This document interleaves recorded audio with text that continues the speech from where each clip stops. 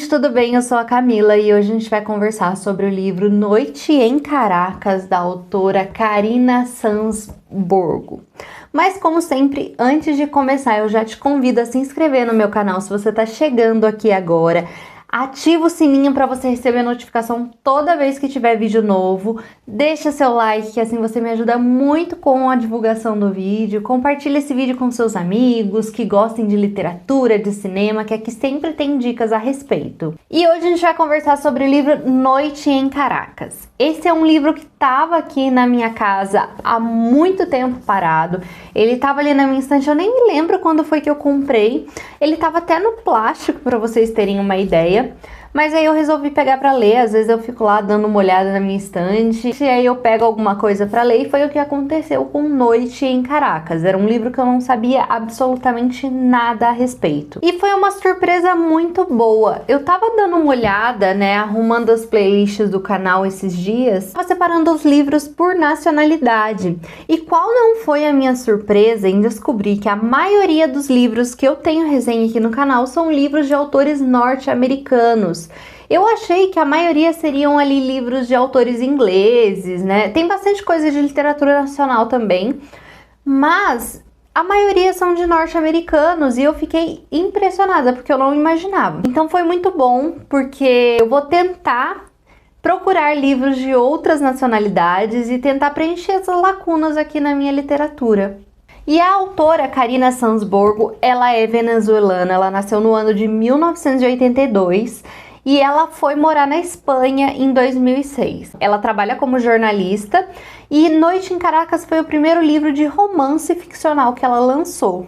Esse foi um livro publicado em 2019 e aqui a gente vai acompanhar a história da Adelaida Falcon. A Adelaida é uma jornalista, ela vive em Caracas com a sua mãe. E o livro começa justamente com a morte da mãe da Adelaida. A Adelaida, então, acabou de perder a mãe para o câncer e ela precisa lidar com isso, precisa lidar com o luto, ao mesmo tempo que ela tá ali num país totalmente em crise. Bom, a gente sabe que a Venezuela não passa por um momento muito legal. Já faz alguns anos que a Venezuela vem enfrentando uma crise, um caos político. E é uma crise tanto econômica como social. Eu não vou adentrar muito neste ponto aqui neste vídeo. Até se vocês tiverem interesse, a gente pode conversar sobre a crise na Venezuela em um outro vídeo mais detalhado, mas basicamente para a gente entender o que está acontecendo, a Venezuela ela é um país onde mais de 90% da sua economia é girada em torno do petróleo. E isso deixa a economia muito em alerta, porque se o preço do barril do petróleo cai, a economia toda do país cai, porque basicamente as exportações do país é só de petróleo. Então é como se você estivesse apostando tudo numa casa só, e isso é super perigoso. Além disso, o governo também veio sofrendo ali várias sanções pelos Estados Unidos, por conta das divergências políticas entre os governos. E aí o que vem acontecendo é que mais pessoas, mais venezuelanos vão tendo dificuldade de acesso a alimentos, a insumos básicos, remédios. A inflação sobe e há uma baixa significativa no abastecimento dos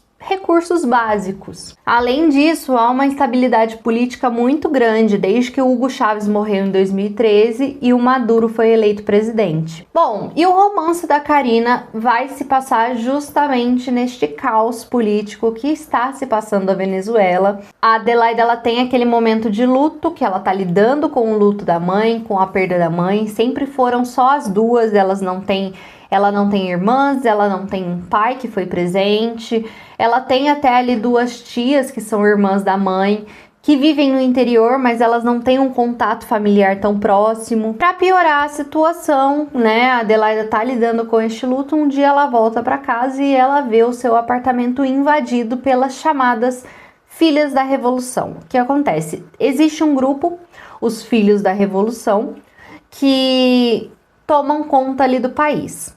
Algumas mulheres específicas tomam conta de um certo mercado negro, então elas compram basicamente tudo que elas encontram de insumos básicos para vender pelo triplo do valor no mercado negro.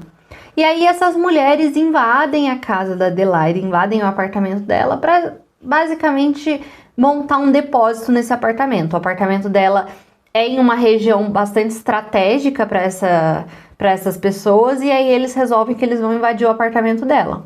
Ela até tenta retomar o apartamento, mas aí ela entra numa briga com essas mulheres, é espancada, desmaia. E aí um tempinho depois ela vai acordar, ela é ajudada por uma vizinha, a vizinha acaba até dando um ponto na cabeça dela, que ela teve um corte na cabeça.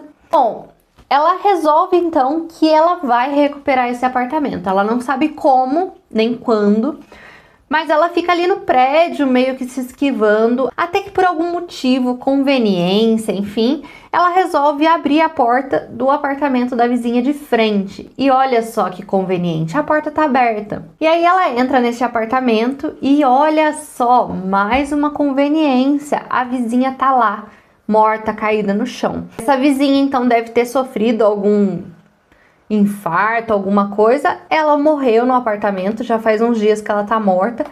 Ninguém deu falta dela, o apartamento estava com a porta aberta e a Adelaida se vê ali nessa situação. Então ela tem ali seu apartamento invadido, ela invade o apartamento da vizinha da frente e ela ainda tem um corpo para lidar, que a mulher tá morta ali no apartamento.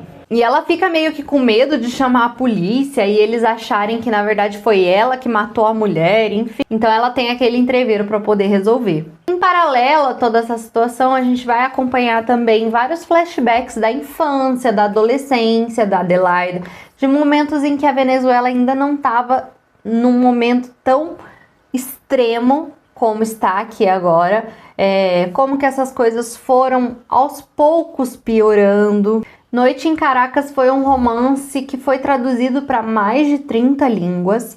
A autora chegou a ganhar alguns prêmios e ela faz parte de um grupo literário chamado Autores da Diáspora Venezuelana. Esse é um movimento literário contemporâneo de alguns autores que retratam então essa situação da Venezuela. Eles trazem ali contextos sociais, econômicos.